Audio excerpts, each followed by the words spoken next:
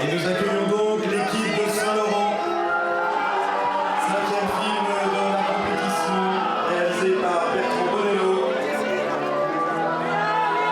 Et accompagné de ses comédiens, Gaspard Huliel, Jérémy Lanier, Léa Seydoux, Amir Carvard et Émile Barr.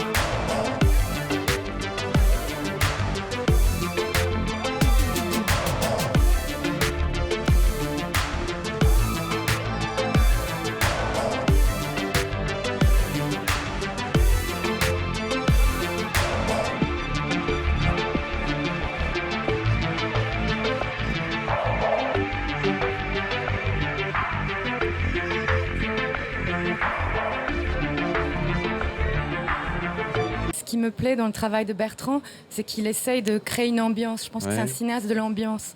Et il fallait donner cette ambiance Saint-Laurent qui est quand même un clan. Et c'était un clan à la fois dans l'euphorisme, mais je crois que Madame Munoz, c'était la droiture et le devoir et la rigueur. Et il fallait que j'essaye d'incarner ça et une dévotion absolue face à Saint-Laurent-Christ, quoi. Quel rapport vous avez-vous avec votre personnage ? C'est évident que ce serait très prétentieux de faire une analogie. En revanche, quand on fait un film comme ça, on est obligé de la faire au moins pour soi-même et de se dire à un moment, Yves Saint-Laurent, c'est moi, quoi. Sinon, on reste trop loin du film. Pour s'approcher au maximum, il faut le ressentir. Après, moi, je peux me retrouver dans pas mal d'aspects. Vous l'aimez, Yves Saint-Laurent ? Ah, c'est compliqué. Oui, forcément, mais je l'aime avec des critiques. Hein, voilà, mais oui, bien sûr, je l'aime. Moi, je l'aime aussi.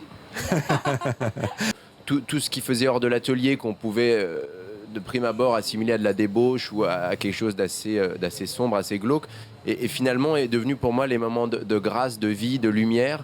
Et l'atelier, le travail était plus quelque chose qui était du domaine enfin quelque chose de carcéral, où il était infantilisé, surveillé.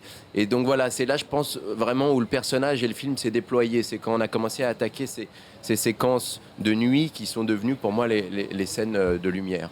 Moi, ainsi que mes producteurs et tous les gens qui ont travaillé, nous avons descendu une seule chose, c'est la liberté de faire le film que nous avions envie de faire. Donc c'est vrai que pour être libre, parfois il faut faire les choses un petit peu dans son coin, mais je pense qu'on est tous très fiers d'être arrivés à ce résultat. Et s'il y a eu des problèmes par le passé, ils n'ont aucunement empêché le film d'être ce qu'on avait envie qu'il soit. C'est vraiment une idée de scénario, c'est quelque chose qui est arrivé extrêmement tôt. L'idée que la voix reste la même, mais le corps change totalement. Et il nous est apparu évident qu'il n'y avait qu'une seule personne pour faire ça, comme ça, pour représenter ça, pour montrer ça, sans trop d'artifice. C'était Helmut Berger. Après, à la question comment s'est passé le tournage, le tournage, très bien. L'avant-tournage, plus difficile. Mais je pense que quand il est arrivé sur le plateau et qu'il a vu qu'il y avait une caméra du 35 mm, beaucoup d'éclairage, que c'était très sophistiqué, est-ce que ça lui a rappelé des souvenirs, etc. Mais tout d'un coup, il est vraiment rentré dans le film immédiatement. C'était une expérience qui, pour moi, pouvait susciter beaucoup de crainte, d'angoisse. J'ai eu vraiment peur à un moment et déjà, j'ai trouvé énormément de confiance dans le scénario sur lequel je savais qu'on pouvait vraiment compter. J'ai découvert ce scénario en me disant que voilà, j'avais entre les mains quelque chose d'énorme et de très beau. Et d'une certaine façon, ça mettait la barre encore plus haut et ça rajoutait une angoisse supplémentaire. Je me demandais si, du coup, au tournage, on allait réussir à insuffler quelque chose de nouveau, de supplémentaire, si on allait réussir à aller au-delà du scénario, ce qui pour moi est un peu le but du tournage. Et voilà, j'ai aussi trouvé énormément de confiance en Bertrand. Donc je dirais que oui, ce dont je suis fier, c'est d'être arrivé au bout de cette expérience, ce qui n'était pas forcément évident au départ, vu dans l'état de peur dans lequel j'étais.